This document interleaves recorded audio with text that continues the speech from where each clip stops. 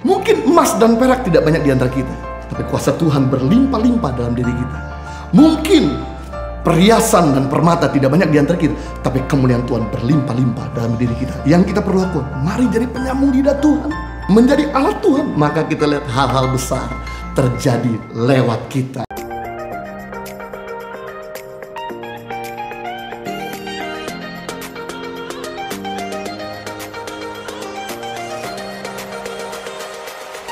Luar biasa yang kedua, bagaimana karya Roh Kudus dalam kehidupan kita sebagai orang percaya, yaitu memberikan kita keberanian menyampaikan suara Tuhan. Mari kita lihat Kisah Rasul 2, 4 dan 41. Maka penuhlah mereka dengan Roh Kudus, lalu mereka mulai berkata-kata dalam bahasa-bahasa lain seperti yang diberikan oleh Roh itu kepada mereka untuk mengatakannya. Orang-orang yang menerima perkataan itu memberi diri dibaptis, dan pada hari itu jumlah mereka bertambah 3.000 jiwa. Wah, pada saat rasul-rasul berkumpul bersama, di situ ada Ibu Yesus Maria dan juga ada yang lain, saudara-saudara Yesus juga ada di situ. Dan ketika mereka kepenuhan dengan Roh Kudus, mereka mulai berkata-kata dalam bahasanya Tuhan kepada orang-orang di sana dengan penuh keberanian. Saat itu juga Petrus bangkit berdiri dan menyampaikan berita Tuhan, berita kabar baik. 3.000 orang diselamatkan. Satu gambaran ketika Roh Kudus memenuhi kita, maka kita punya keberanian untuk menyampaikan suara Tuhan. Kita menjadi penyambung lidah Tuhan. Santo Agustinus di abad keempat berkata, kita tidak bisa lakukan apa-apa tanpa Tuhan. Tapi yang menarik, Tuhan tidak mau melakukan apa-apa tanpa kita. Berarti kalau Tuhan mau berkarya di dunia ini, dalam kehidupan orang, dia selalu pakai manusia. Dia akan pakai kita. Itu sebabnya simple, sederhana. Yang kita perlu lakukan adalah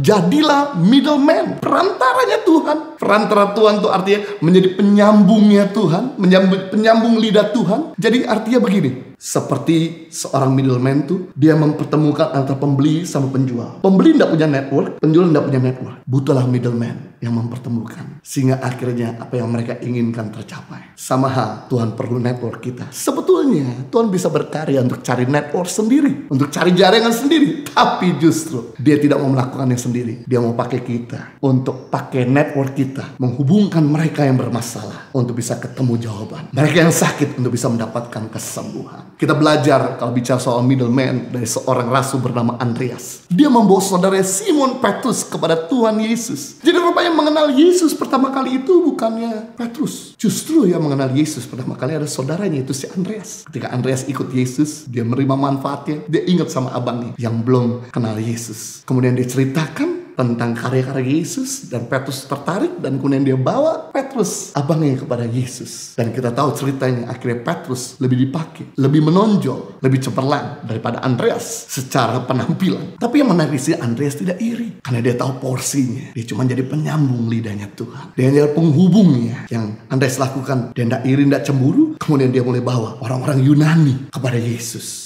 Sehingga hari ini Yunani menjadi Kristen Protestan Ortodok terbesar di Eropa, karena ada seorang rasul bernama Andreas yang membawanya kepada Yesus. Yang ketiga karya Andreas, yaitu membawa seorang anak yang memiliki 5 roti 2 ekor ikan kepada Yesus. Ketika Yesus dalam keadaan di mana diperhadapkan dengan 5.000 yang orang-orang kelaparan, dan kemudian Yesus berkata kepada Filipus, adakah sesuatu yang kita bisa berikan? Filipus berkata, uang 200 perak yang aku miliki tidak akan pernah mengenyangkan. Tapi yang menarik, di tengah-tengah dalam suasana yang penting, Andreas kemudian angkat suara dan berkata, tenang, tadi barusan saya melihat ada anak kecil yang punya 5 roti dan 2 ekor ikan. Izinkan saya membawanya kepadamu. Dan singkat cerita, Andreas kemudian membujuk anak kecil ini dan membawa roti dan ikan tersebut kepada Yesus. Dan apa yang terjadi? Yesus mulai menghadap ke atas, memecah-mecahkan 5.000 laki-laki menjadi kenyang. Kita bisa melihat dari cerita ini, ada begitu banyak persoalan yang tidak bisa diselesaikan secara hikmat manusia. Butuh hikmat Tuhan. Ada begitu banyak penyakit yang tidak bisa diselesaikan secara medis. Butuh kuasa Tuhan. Yang kita perlu lakukan, mari jadi perantaranya Tuhan. Dalam Yohanes pasal 14 ayat 12, Yesus berkata kepadamu, sesungguhnya barang siapa percaya kepadaku, ia akan melakukan juga pekerjaan-pekerjaan aku lakukan. Bahkan pekerjaan-pekerjaan yang lebih besar daripada itu,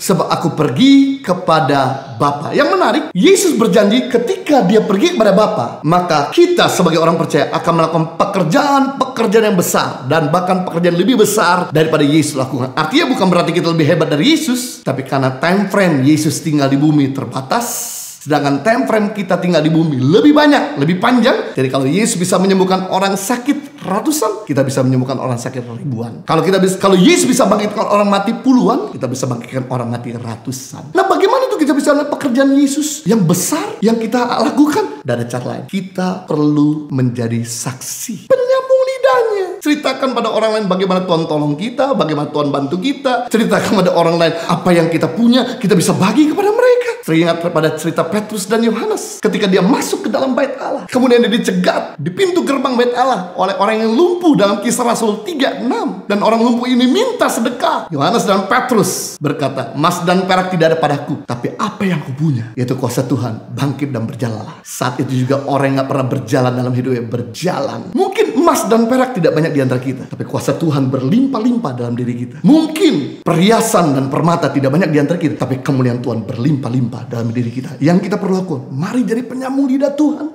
menjadi alat Tuhan. Maka kita lihat hal-hal besar terjadi lewat kita.